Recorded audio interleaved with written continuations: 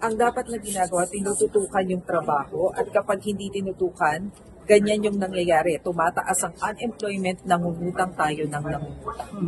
Okay, meron din ako nadinig, parang nabasa ko na isa sa kanyang mga sinabi na ang Pangulo daw ay hindi nagtatrabaho. We're talking about trabaho. No? Sabi niya hindi daw nagtatrabaho ang Pangulo. Kaya nga nakakalungkot, inamin niya na hindi siya marunong gumamit ng computer. At tinagamit lamang niya ang pinakamahal yata na laptop, gamit lamang ito sa kanyang pag-zoom. So, again, hindi niya alam ang nangyayari, kung anong tinatrabaho ng Pangulo. Kita niyo naman po, kayo po nandito ngayon for the ASEAN Summit, ang Pangulo po ay nagtatrabaho.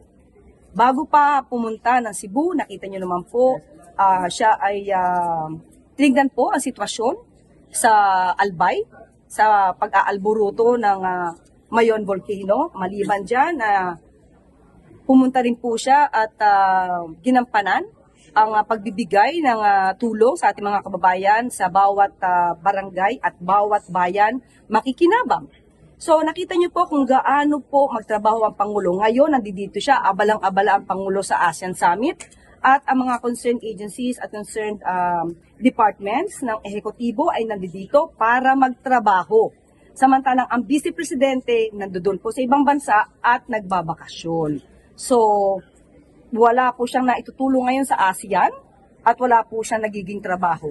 Ngayon, kung meron tayong mga pagkakautang, ito po'y normal naman sa ibang bansa para maibigay na tulong sa ating mga kababayan.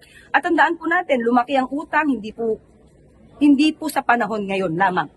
Lumaki ang utang dahil namana po ni Pangulong Marcos Jr. ang napakalaking utang na nakuha ni dating Pangulong Duterte.